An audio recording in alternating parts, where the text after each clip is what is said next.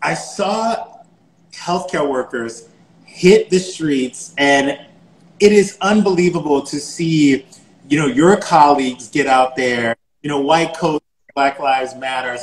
How did it make you feel to see, people on the front lines protesting with everyone else? Justin, I was so proud to say that I'm a doctor. To see my sisters and brothers in the white coats stand, take a knee, put a hand up for Black Lives Matter reminded us we're not fighting one disease, but we're fighting two. And we're certainly on the front line fighting for COVID every day. I still see patients in the office diagnosed with COVID-19. So we fight COVID by day. And to see my sisters and brothers standing there fighting for COVID by night, I was so amazed. I mean, it was that, that feeling you get that you see. I was so impacted to see that. And, the one thing we know as physicians, when you open a body, everybody's got red blood and a 4-chamber heart. Everybody. So there's no difference on the inside. So why are we making a difference on the outside? It's so crazy that you say that, and it seems so simple, but why do you think people cannot get it and can't understand it and can't wrap their heads around it? I think it's so ingrained in people. I mean, you're not born racist. No. That's a learned behavior. You learn that along the way or from home or wherever you get that. And I don't think people get it. But I think what has happened now, yes. Oh my God. Yeah, when I saw something that said to George Floyd, rest in power, that he didn't die in vain, that he's made such a big difference that you cannot be anywhere in this world, not even on Mars or Jupiter, and not understand that Black Lives Matter also. Yeah. And so I am so excited. My niece goes to the University of Mississippi Medical School where I went to. And I actually had 2 nieces to attend there. And one is finishing medical school now. To see a picture of those Black students standing there with I can't breathe and saying Black Lives Matter, I had tears. I'm like, I can't believe this is happening. Because I remember my first undergrad there in med tech. There were 7 Black kids, or 7 Black students in 114. And as we do, we all kind of congregated together. Hey, my name is Jackie. And we all went to the front of the class. We took the front row. And the professor came in, he looked around and he said, if there's somebody in this room who can't see well or can't hear well or see, come to the front. One of these guys don't mind getting up. And you're like, what? And that was 25, 30 years ago. And to see them stand in solidarity and say, Black Lives Matter, my heart, oh my goodness. I am so excited that it has even spread it into me. I'm from Mississippi. So I'm like, it is hitting the SIP now. Yeah. Okay? Which is a big deal. Absolutely. It is a big deal. Oh my God. It's so funny because I think a lot of times Americans like to say out of sight, out of mind. It didn't happen here, so it ain't never going to happen here. You live in Atlanta where Rayshard Brooks was gunned down at a Wendy's. What's it feel like having something that monumental happen in your own backyard? I was in total disbelief.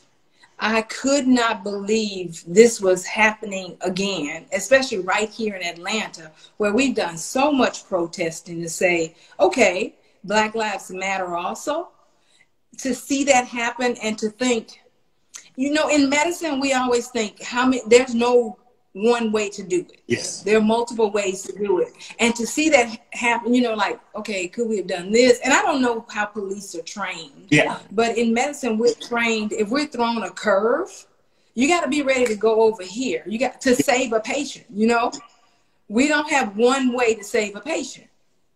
And so to see that happening right here in Atlanta, I was appalled.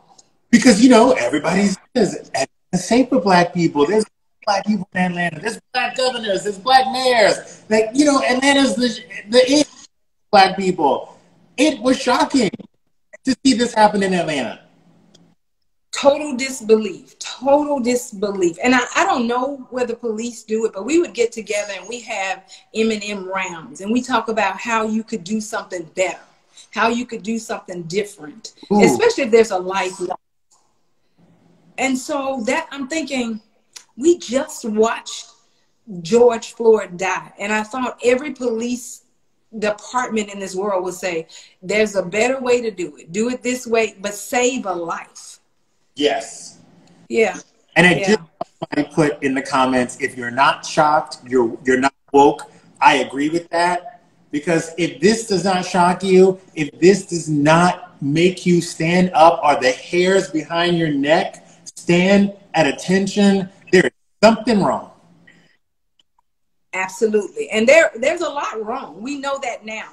What is so shocking to me, though, is to have colleagues and friends who didn't know, who's saying, I didn't know all this was happening. And you're thinking, where have you been? So, yeah. But now you cannot sit under the guise that you didn't know. Just like when the women's movement happened and Me Too happened, after that, you're not making an off-color comment to a woman at work. You're not putting your hand where it's not supposed to go to a woman at work. You're not, advancing on someone at work because you think that you have the right to, because after the Me Too, we're not having that. So after 2020, you can no longer say, I. So let me shout out this generation, though. Oh, my God. We've been saying like, oh, millennials, oh, Gen X, what are they? Honey, oh, my God. They're not us. And you've seen the thing. We are not our ancestors. And they can certainly say we are not our mamas. We are not our aunts. Oh, my God. And they, you know what? They take me back to the Martin Luther King era. Like, we're going to die for right. If it takes, we're going to stand for right. We're going to do whatever we need to do. We're going to get your attention 100%. Because this is wrong. And we're not going to accept it anymore. 100%. I'm going to apologize to Gen X and Gen Z because all they do is play on their goddamn phones and they want to start startups and they do X, Y, and Z. I went to the most organized and most peaceful protest the other day. And when I asked to speak to the organizer, it was a 26-year-old white girl. And I was like, first of all, hands down to you and your friends. There are hand sanitizing stations back here. Kudos. But the fact that we really believe that the next generation that comes after them won't have an opportunity to even think about racism because they're changing it. Absolutely. Absolutely. And I'm so excited. And I'm like you, I owe them an apology. So for every person I've said, what are you going to do? They're going to mess up our future. No. We can never say that again. They are coming through. I'm so happy to have you here because a lot of times we talk about early voting and getting polls. And there are a lot of people who are nervous to get to the polls because of coronavirus. Can you now, and that's a good on how people can ease their minds or how are ways to avoid getting the virus while going to the voting booth? Let's talk about one thing, Justin. COVID is still here. Yes. Okay. A lot of people are walking around like, oh, it was the pandemic and it's gone. It is not. The numbers are actually increasing instead of decreasing in a lot of states. So let's start with the fact that COVID-19 is still here.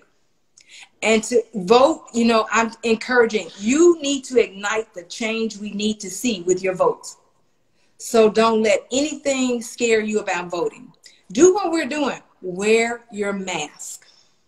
Go into those voting polls wearing your mask. And if you're really nervous about it, put some gloves on. Yeah. Take your gloves. Take a couple of extra bottles of hand sanitizer. So if you have to stand in the line 5 hours like we had to do in Atlanta, yeah. Well, I didn't have to do it, thank God, because I got off work and eased in when everybody was done.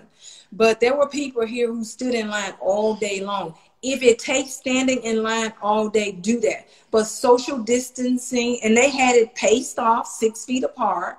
Wear your mask. Those are the one thing you can do is wear your mask and social distance, but go to the poll. And if you're really, really scared, get an absentee ballot.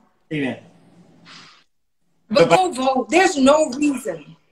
If you're waiting in the line for an hour to get into a club, and you're going to wait for 2 hours to go see Beyonce, and you're going to stand on your feet for 9 hours to go to Coachella, your ass can get your ass to the polling booth. Look, if you're going to sit in a hair salon for 2 hours. A walk. Yes. Yes. You standing there and get your nails done. There are so many reasons we need to get out and vote right now that we don't need to let COVID-19. And I tell my Gen X and millennial employees, oh, I noticed you were on a yacht on a boat without a mask. So no reason not to go vote. And by the way, when you go vote, you get off of work. You ain't got no ifs, ands, or buts. Absolutely. Absolutely. I mean, go, please don't let COVID-19 stop you from voting.